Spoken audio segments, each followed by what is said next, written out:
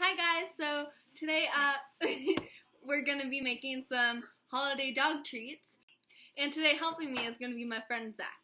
So Hello. We're going to get started. Okay, put our aprons on. Yep.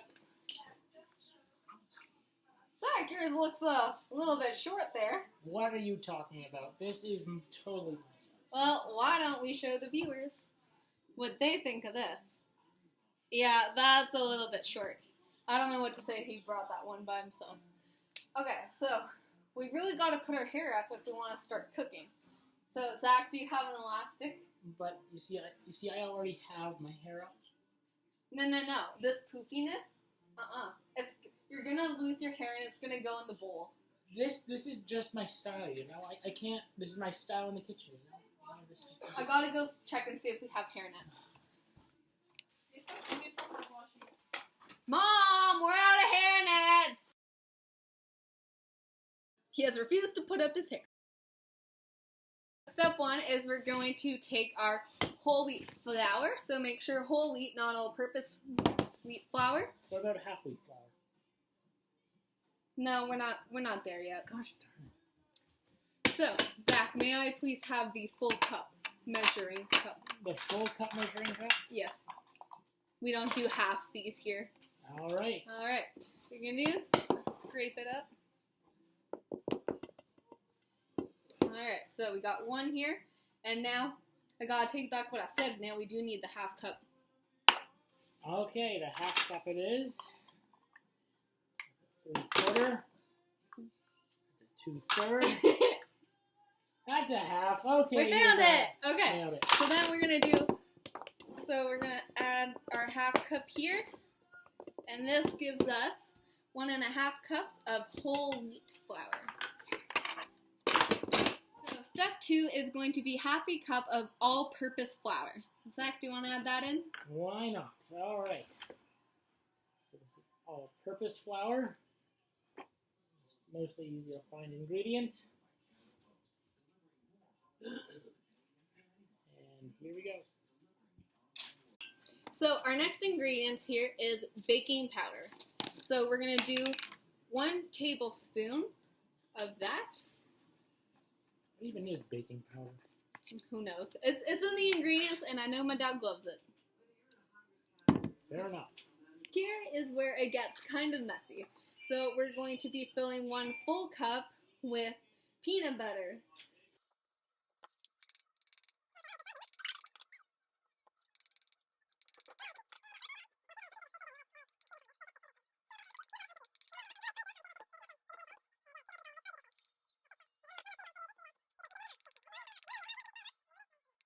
So as you can see, we have our 1 full cup of peanut butter, which we'll be adding slowly in here. I wouldn't say it was slow, but it's all relative, isn't it? So you really want to make sure you get it all out from the bottom like we are doing. Dogs love peanut butter. I can tell you this firsthand. Dogs and peanut butter, it's like... That's pugs with bacon, really. I dropped some peanut butter one day, and my dog didn't even move. He just teleported to the peanut butter. You know what, Zach? I've seen the exact same thing happen. I'll tell you, scientists seem to be on this. Dog teleportation. Just take some peanut butter, drop it on the ground, instant teleportation. They sure do. Next up, moo milk. So, alrighty. We're going to use our 3/4 cup of milk. Fill it right up to the brim and throw it in. Since we are all done putting our ingredients in, we better go get some spatulas. Alrighty.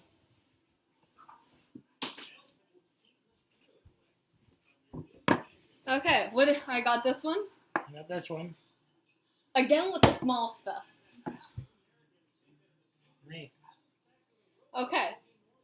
Anyway, we also didn't agree who was going to get the spatula. Now we are going to mix this lovely pile.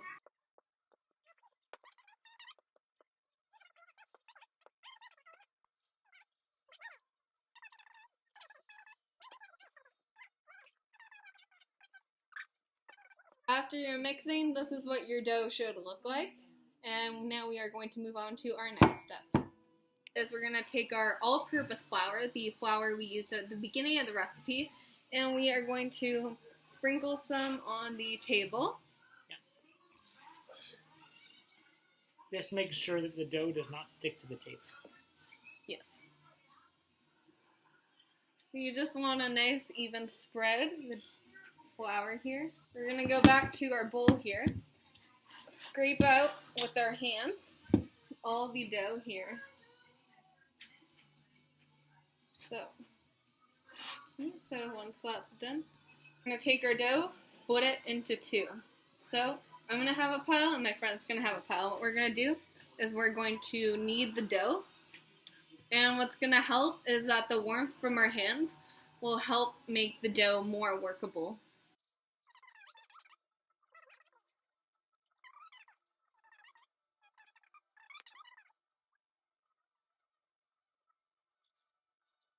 What we're going to do is we are going to use a rolling pin to flatten out the dough. So currently our rolling pin is missing, so in exchange we are using this plastic water bottle. You can tell we're professional. Yeah. So we're going to roll it forward. It is having problems sticking, which is why we've got the flour. Many professional chefs do not know that using a plastic water bottle produces 50% better dough all the time. This we cannot lie about. It's true facts. Gordon Ramsay, you should be listening to this. I bet you he is. He always tunes into my cooking. Even though this is my first time doing one. But alright, what do you think, Zach? I think that looks pretty good. That looks pretty good. Alright, so now we're going to get on to the cutting. What I have here, this is just especially for my dogs. So you can do these in dogs of all sizes. So these are for your smaller dogs, your Shih Tzus, your pugs, dogs who have missing teeth or gum problems. I would recommend the smaller one. The medium one is for your border collies, your standard poodles, as well as your blue Macy's. Your larger ones, I would say, could be for a German Shepherd, an Akita, Husky, so on. And we also have this nice little festive one if you want to do it actually for the holidays, which works for all dogs, but if you do use this one, I must warn you, watch your dog when they are chewing this corner. We do not want anything choking-wise to happen. So what we're going to do is we are going to use our small one because I have a pug. And she also does have some missing teeth because she had a gum disease, which leaves her with 4. So this one, this recipe as well is very good for dogs who have dental problems. So what you want to do with your first bowl is try to use up the most amount of dough that you can. Like this. Do you want to do some? You just have to like unstick.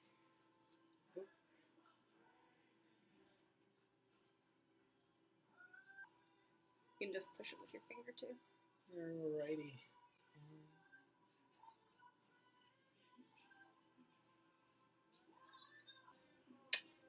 You see, dogs like the taste of these treats better if you use bone-shaped treats. Bone-shaped treats are the most important step. Would be the human equivalent, though. Well, these are what dogs eat, so ours would probably be in shapes of like carrots. Dogs like carrots too, or at least mine does. Next up, what we're gonna do is we're gonna pull apart the dough.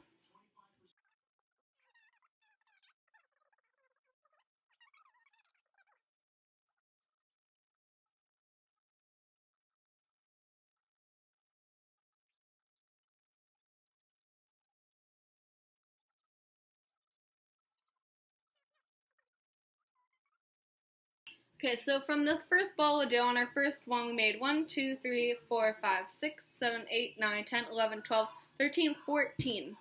Okay, so now we are going to set these aside on a tray.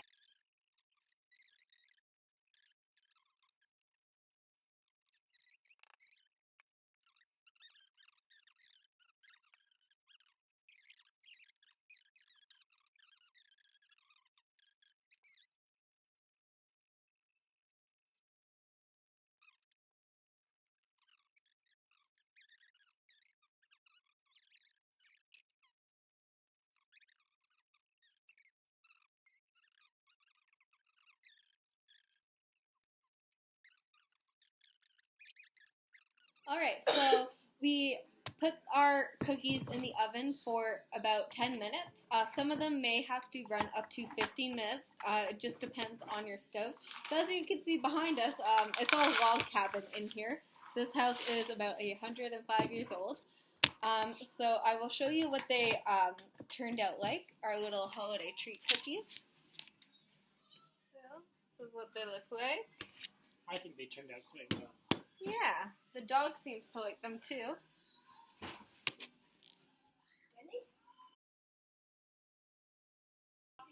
I will do the honors of cutting the first biscuit. Okay, let's each take a piece. Not too. Alright, let's go. Yep. Not too bad, actually.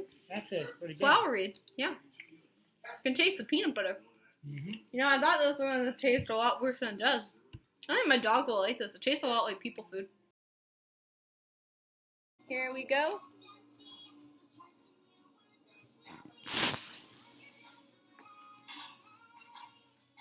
So she has 4 teeth, so just we're doing it piece by piece here.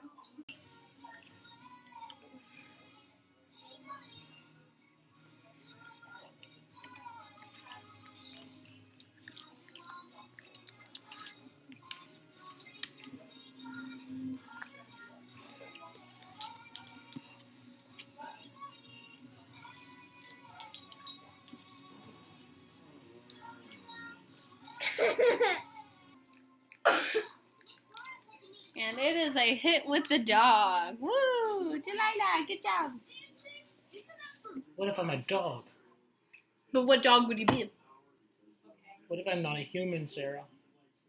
This conversation isn't going anywhere. What if I'm a human? Anyway, stay tuned. We'll be back next week. Finishing pose.